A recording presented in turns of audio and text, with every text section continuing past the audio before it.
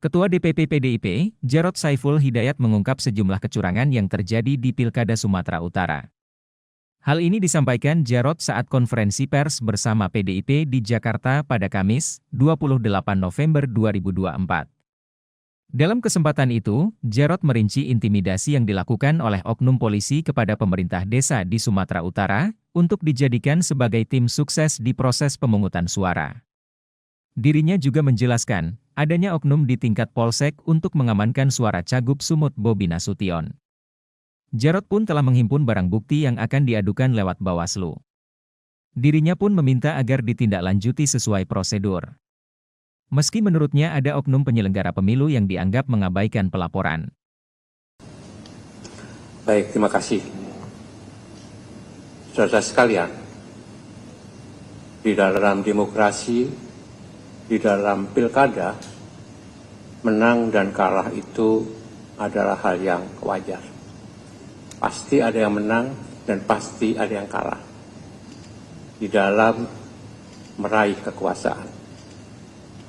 Persoalannya adalah di dalam memenangkan proses demokrasi dalam pilkada, ya, apakah nilai-nilai demokrasi, norma-norma demokrasi, norma pilkada itu bisa dilaksanakan dengan baik atau tidak?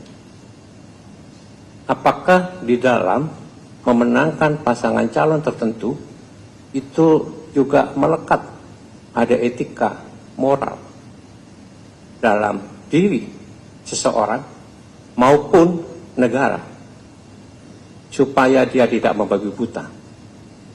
Kasus di Sumatera Utara itu sangat jelas, di mana kita sendiri berhadapan dengan Mas Bobi Nasution, mantu mantan Presiden Jokowi, yang dari wali kota ingin naik menjadi gubernur Sumatera Utara. Maka berbagai macam cara dilakukan untuk bisa memenangkan Bobi Nasution melalui kecurangan-kecurangan yang menggunakan parcok, menggunakan politisasi bansos, menggunakan PJ kepala daerah dan ASN.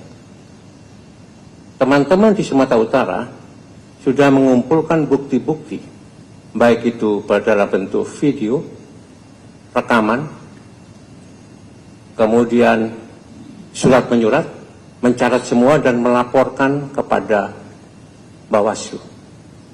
Persoalannya seperti terjadi di Kota Medan misalnya, ternyata penyelenggara ada oknum-oknum yang sudah masuk angin. Sehingga banyak laporan-laporan yang diberikan kepada Panwas itu diabaikan. Politisasi bansos misalnya, bukan hanya membagikan beras nasional atau Bobi Nasution, tapi juga dengan amplop. Ya, secara tersebar, secara merata di beberapa wilayah.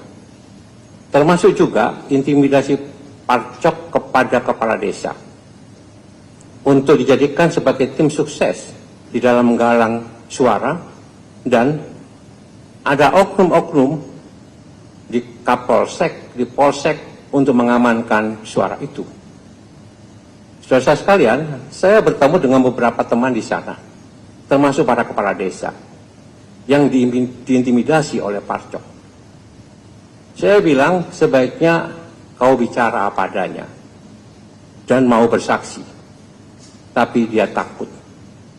Kenapa? Karena akan dicari-cari dan sudah dicari-cari salahnya, terutama di dalam pengelolaan dana anggaran desa.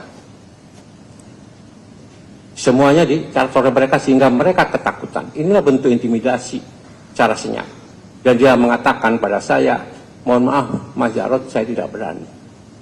Di beberapa wilayah itu dilakukan secara masif.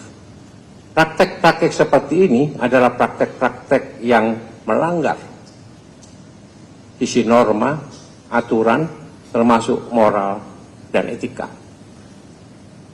Bukan persoalannya misalnya calon kita kalah suara, bukan itu. Sekali lagi kalah menang adalah hal yang lumrah.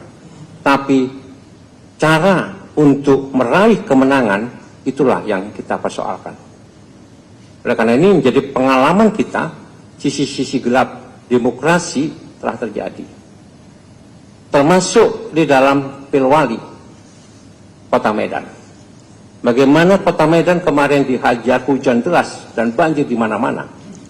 Itu menunjukkan kemampuan saudara Bobi Nasution tidak mampu di dalam mengelola dan menata dan membangun kotanya. Dan bagaimana saudara-saudara kita di sana kesulitan untuk bisa datang ke TPS sehingga ada pilkada susulan di sana. Berbagai macam hal-hal yang sifatnya integritas dan kapasitas seseorang ini menjadi tidak bisa dipertanyakan apabila secara masif dilakukan politisasi bansos dan intimidasi oleh Parcok maupun mengerahkan dari ASN, terutama PJ Kepala Daerah. Ini kasus di Sumatera Utara. Demikian Pak Jajan. Terima kasih. Jangan lupa subscribe ya.